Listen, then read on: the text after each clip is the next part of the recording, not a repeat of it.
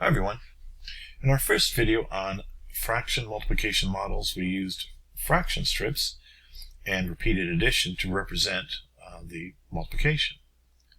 Now there's some limitations with fraction strips, namely they just don't go up that high. There's not that many of them.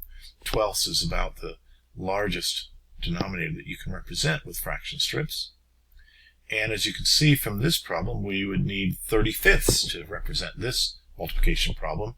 You just can't do so with fraction strips.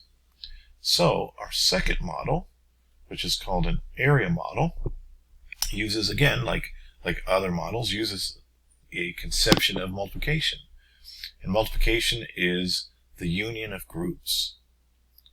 So if I say A times B, that's A groups of B.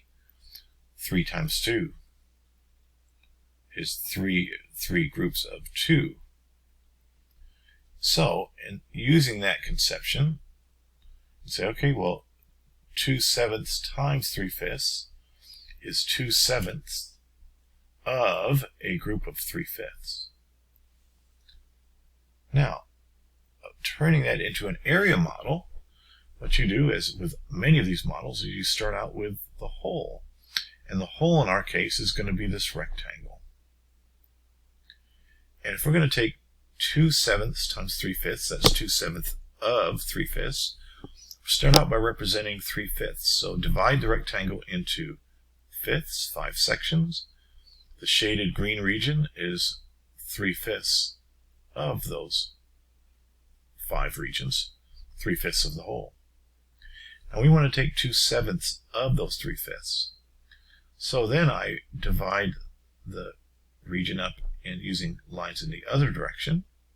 So each of these rows represents, there's 7 rows, each row represents a 7th.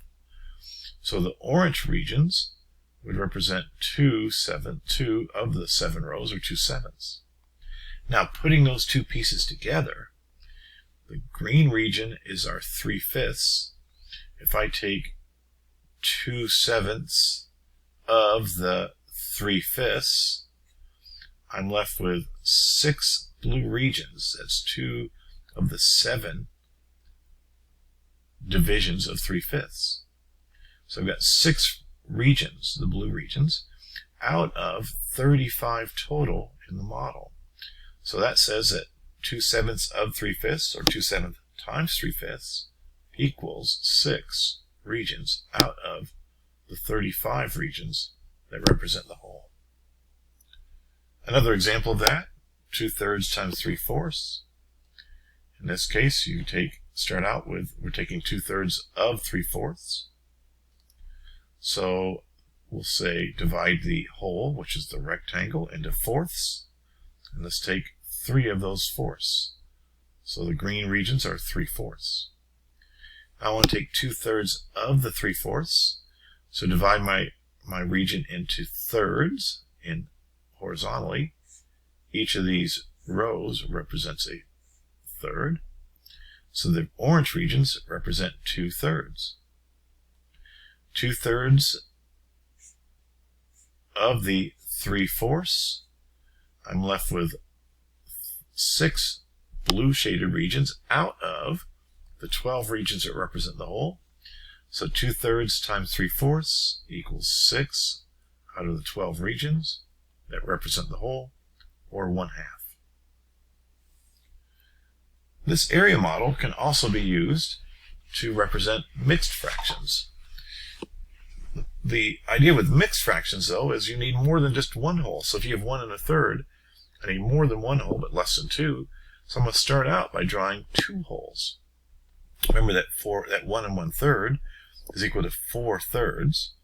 So I will take my wholes, the 2 wholes, and divide them up into thirds.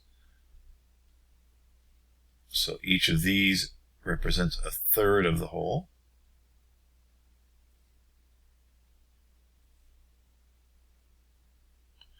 And I'm going to then shade 4 of those thirds. So I'm going to take 4/3.